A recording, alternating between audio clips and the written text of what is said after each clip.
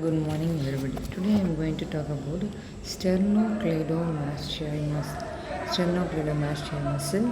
We have to talk about first attachment. The attachment is mastoid process. அதாவது back side of the mastoid process it will be attached. Back side of the mastoid process. The attachment of sternocleidomastoid muscle is a mastoid process. This is the mastoid process. 1/3 of cervical sternum and the posterior surface of the manubrium sternum. Posterior surface of the manubrium sternum. In this video, then we have to go.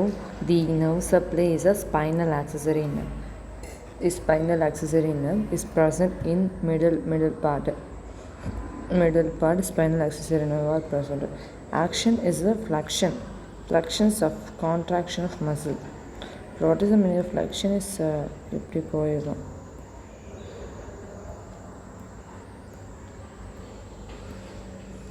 Then in this video we are going to talk about the common carotid artery. Common carotid artery origin வந்து brachiocephalic artery in right brachiocephalic artery, left arch of aorta. Branch is C4 border. The bifurcation is C4 border. Then after branch is external carotid and internal carotid artery. Development is the third pharyngeal arch. In this video we are going to talk about infratemporal fossa. The infratemporal fossa is a boundary. It have a 1, 2, 3, 4, 5 type of boundaries will be there. First we are going to talk about the greater wing of sphenoid. Sphenoidal bone. The greater wing of sphenoid bone are present in there is superior to the squamous part of temporal bone. The temporal bone also present in there. The temporal bone also present in there. Then anteriorly the posterior surface of maxilla. So maxilla this one. The posterior surface of maxilla. Then laterally ramus of mandible. Then after medially it will goes to pterygoid plate and pharyngeal pterygoid plate, lateral pterygoid plate. Lateral pterygoid plate is medially.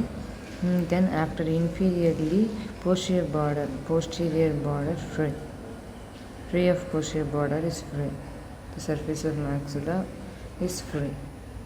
Then the content of infratemporal fossa. These are the infratemporal fossa. It have a mandibulary nerve. It have mandibulary nerve. It have a maxillary artery. It have a lateral and medial pterygoid muscle. These are the medial pterygoid.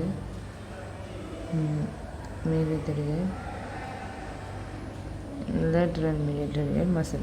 The communication is temporal fossa is deep to zygomatic. Temporal fossa deep to zygomatic arch. This is a communication of infratemporal fossa, middle cranial fossa, foramen ovule and foramen spinosum. Then after we are going to talk about in this video, pterygopalatine fossa of infratemporal fossa is the pterygomaxillary fissure is also present here. Then after the orbital is inferior orbital fissure is also present in the infratemporal fossa. Today this is the inferior anterior. This is the origin is the posterior division of mandible. It will be branches is the mylohyoid. Below the mandible it have a mylohyoid muscle, anterior biliary digastric muscle. Then after incisive branch and continues to the mental foramen. Incisive branch is also present. Today we have to talk about the pyriform fossa. The pyriform fossa is behind the epiglottis boundaries is medially ariepiglottic fold. Then laterally to the thyroid cartilage and the thyroid membrane. Clinical discussion: a removal of foreign particle from might be damage of internal laryngeal nerve. It leads to anesthesia to the supraglottic phase of larynx. Today we are going to talk about auditory tube. Auditory tube and pharyngotympanic tube and eustachian tube. These are the other names. Then the tube, the opening of nasopharynx is approximately 36 centimeter in length. Functions as a pressure balance content middle ear of nasopharynx. Content of middle ear of nasopharynx. Pressure balance, a part of bony cartilage and pharyngeal part. Bony cartilage, a part of bony cartilage and pharyngeal part. Pharyngeal partners and pharyngeal parts, bones, and these are the nerve supply is at pterygopalatine ganglion, nervous spinous branch of mandibulary nerve, and a tympanic plexus of glossopharyngeal nerve.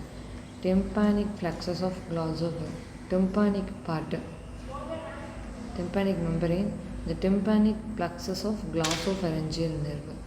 Then after this is the main part is a maxillary nerve,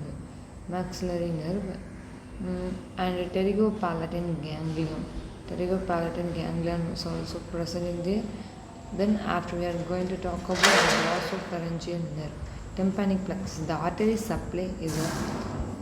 supply of eustachian tube is ascending pharyngeal and middle meningeal artery and artery of pterygoid canal. Ascending pharyngeal or middle meningeal artery of pterygoid canal. Middle meningeal artery. The venous drainage is corresponding to the pterygoid venous plexus.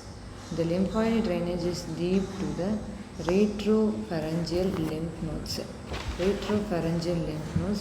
After we are going to talk about retropharyngeal lymph nodes.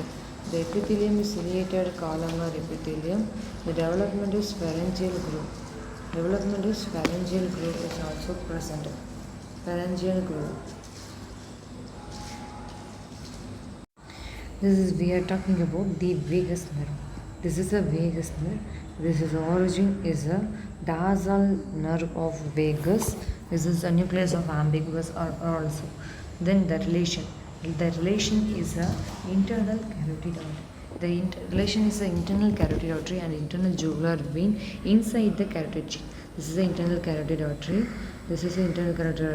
Internal jugular vein. This is the vagus nerve.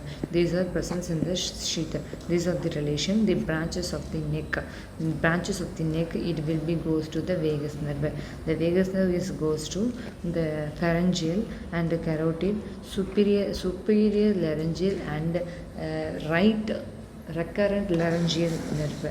The cardiac branches is also present in the vagus nerve. That's all. We are talking about sphenoidal air sinus. These are situation in the body of sphenoid. Situation is body of sphenoid. The measurement is height is 2 centimeter. The transverse section is 1.8 centimeter. Anterior posterior length is 3.5 centimeter. Blood supply is posterior ethmoidal